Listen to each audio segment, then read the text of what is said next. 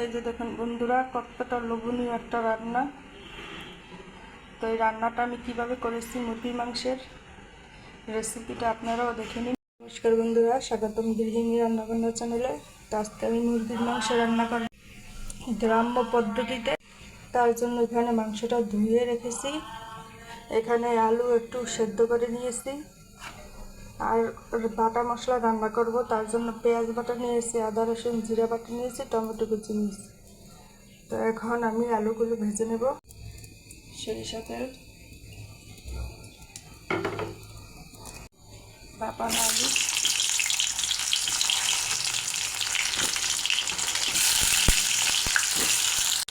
একটু হলুদ গুঁড়ো, একটু লবণ, আলুগুলো ভেজে নেব। যে আলুগুলো ভাজা হয়ে গেছে, এখন তুলে নেব। তেজপাতা, দারচিনি, এলাচ দিয়ে দেবো। পেঁয়াজ বাটা,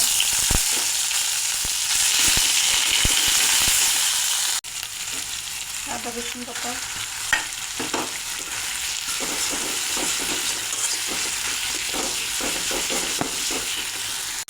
হলুদ গুঁড়ো, ধনিয়া গুঁড়ো, টমেটো কুচি,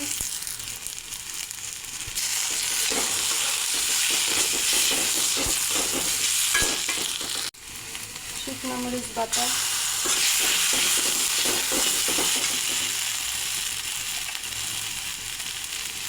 লবণ,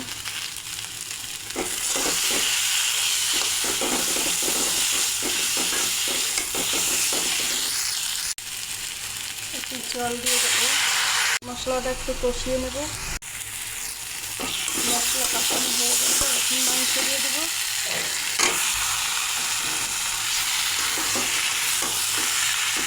ভালো করে মশলার সঙ্গে মাংস মিশিয়ে নেব।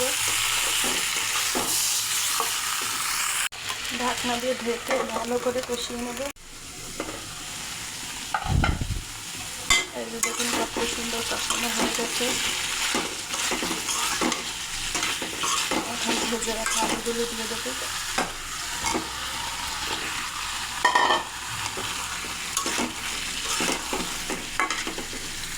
আর একটু ঢেকে দেবো। এই যে দেখুন কষানো হয়ে গেছে, এখন গরম করে দিয়ে দেবো ঝোলের জন্য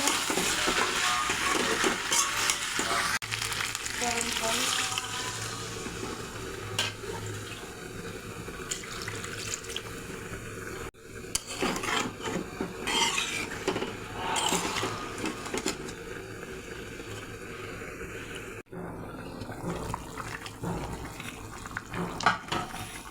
এই যে দেখুন কত সুন্দর হয়েছে।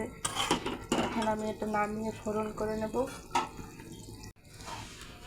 গরম মশলা ভেজে নেব, দারচিনি, এলাচ আর জিরা।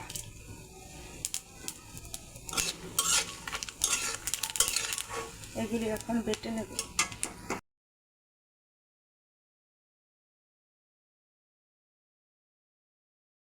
এই তেলে মাংসটা ঢেলে নেব। এখন এই গরম মশলা বাটাটা দিয়ে দেব। এই গরম মশলা বাটাটা দিলে রান্নাটার স্বাদ আরও দ্বিগুণ হয়ে যায়। যে রান্নাটা হয়ে গেল, এখন আমি নামিয়ে নেব।